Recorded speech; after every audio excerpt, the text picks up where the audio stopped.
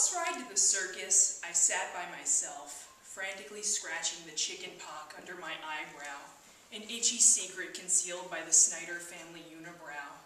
Scratching a chicken pock is the closest thing you can get to shooting heroin when you are 6, a sweet release you'll spend the rest of your life chasing. Miss Tammy was our class mother for the field trip, and she shared matching boys' mushroom-cut hair with her daughter Misty, who was brutish, overbearing, and a sure bet for women's field hockey captain position in another 10 years. Misty had ham-handedly tackled me in a game of freeze tag and breathed on me, and I was sure she was the one responsible for giving me chicken pox. "Cassie," Miss Tammy said, waving an admonishing finger, "if you scratch it, it's never going to heal." I thought I was being deft about it, that nobody could tell I was getting over the worst case of chicken pox our family doctor had ever seen, or that he had sent me to the ER, and even there the doctors were bewildered. "Usually they're never in a child's eyes," the intern had said, blinding me with a pen light and trying to mask the obvious concern spreading across his face. Or ears, or mouth. With no health insurance, there was nothing else to do except wait it out and hope I didn't lose my sight. Although it didn't seem fair then, I now understand that my righteous, untreatable case of chickenpox was only the universe's way of preparing me for a life as a groupie by making me immune to the herpes virus. However, my bout with the pox did leave its legacy, a massive scar right between the eyes where a bindi would go if I were a 1996-era Gwen Stefani, or more appropriately Michael Ironside in Scanners after he drilled his forehead to make the voices stop. As a 6-year-old, one lacks a certain level of self-consciousness about gnarly facial scabs that an adult would have. I was barely aware it was there, especially when compared to the meth itch the one in my eyebrow was causing me. This is precisely the reason I was so surprised when the school nurse called me to her office when our class returned from the circus. The nurse was a mousy woman in her early 30s with giant glasses that made her look like a caricature of a bookworm with frizzy hair. "Cassie, can you tell me how you got that scab on your head?" "What scab?" I asked, shyly picking at my mutant eyebrow. "The one right between your eyes," she said, poignantly gripping my free hand. "I don't know what you're talking about," I mumbled, quietly weirded out that the stranger was touching me. The school nurse scooted her chair closer to me and leaned in. "Cassie, I'm going to ask you a question, and you're going to tell me the answer, okay? And I want you to remember I'm asking because I care and I want to protect you, okay?" At this point, even I was curious. Okay. "Did your mommy burn your head with a cigar?" It was true that my mother smoked in the house. In fact, I'm sure that my sister and I smelled like a tobacco plantation, and once or twice our fingers had been singed reaching for our mother's hand while crossing the street. My shock came not so much from the suggestion that our mother would burn us intentionally, but that she would use a cigar to do it. We weren't talking about Don Rickles here, we were talking about my mom. No, why would she do that? Her eyes welled up at the abused urchin before her. "Cassie, if you change your mind, I want you to know you can trust me. Everything you tell me will be kept in the strictest of confidence." She gave my thigh a little pat and sent me back to class. "She what?" my mother screeched, stirring a pot on the gas stove while ashes from the lit cigarette in her mouth floated gently onto the other burner. "You obviously had chicken pox. Is she some kind of an idiot? What did you tell her?" I said no. "Good God, this is all I need. And could you stop scratching yourself? The school's going to think you have mites."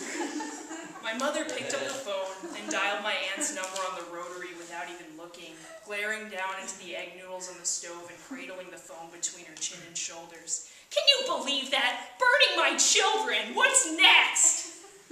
I heard the muted trumpeting of one of my aunts agreeing. She couldn't believe it either. Who knew what would be next? It was Indian summer, where the warm September weather can make a kid crazy being cooped up sick on the couch. The far-off sounds of the ice cream man called us outside after dinner. My sister and I ran around like maniacs in the front yard, straining to hear if the jingling instrumental of Pop Goes the Weasel was getting closer or moving away from our street.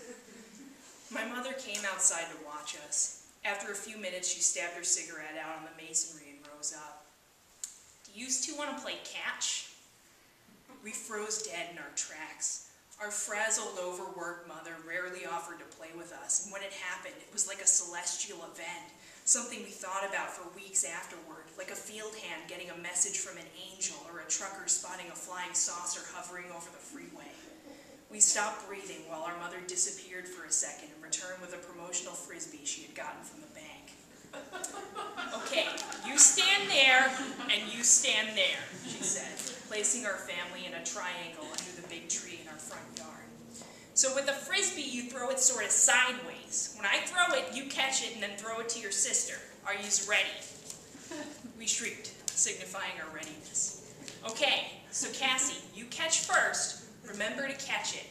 1, 2, 3.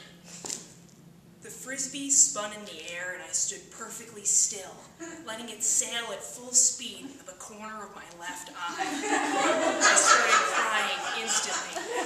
It didn't usually take much, but just coming out of chickenpox-induced near blindness only to be cast into permanent twilight by frisbee was just too much to bear. "Oh, God!" my mom screamed, looking upward to heaven. "Are you serious? A black eye?" Seeing that kind of panic in my mother's face sobered me up pretty quickly. The tears stopped as soon as they had started. "No, Ma, I'm fine. Let's keep playing." Our mother eyed us, and we both fell silent. "Are you sure?" With a closed left eye, I nodded, and Carly bobbed her head up and down like a macaw. "Okay, Carly, you have to catch this. I'm going to throw it slow, all right?" "Uh-huh." Carly stood still, ready for the whirl, and when my mom uncurled her arm to lightly toss the frisbee in my sister's direction, Carly closed her eyes, allowing it to hit her directly in the mouth. The tears and screaming immediate. "Oh, God, catch! You were supposed to catch!" our mother said, rushing over to tilt Carly's head back and get a good look at her new split lip. The ice cream man came while we were inside icing our injuries. "This is unbelievable," my mother muttered, wrapping ice in a washcloth and holding it to my eye. "I don't even want to know what's going to happen at school tomorrow." "Mommy, it's not so bad," Carly said, chewing her washcloth. A week later, I was sick in school. My black eye had faded to a yellowy chartreuse, which I thought had escaped the notice of any authority who might want me forcibly removed from my family. I felt nauseous, which I blamed on a girl named Elizabeth, who had a haircut like Arnold Palmer and insisted on braiding my hair even though she was clearly diseased, something I was too passive to say no to. Her Valentine to me in kindergarten had said, "I really like your hair," which in hindsight is something you only say if you're a stylist or a serial killer. "Cassie," the school nurse said, "there's something I'd like to talk to you about." I said nothing, staring into the constellations on the linoleum, hoping I wouldn't puke in school. "Did your mommy give you that black eye?" Caught off guard, I nodded. Via the conduit of the frisbee, yes, she had. My mother arrived to pick me up a few uncomfortable, dead silent minutes later. "Is her backpack here?" she asked, looking around the floor and then at her scabby, unprepared child. The nurse stiffened up. "It's in her classroom." "All right, then." My mom took me by the hand, ready to lead me to collect my things. "No!" the nurse yelled suddenly, leaping to her feet and scooping me up.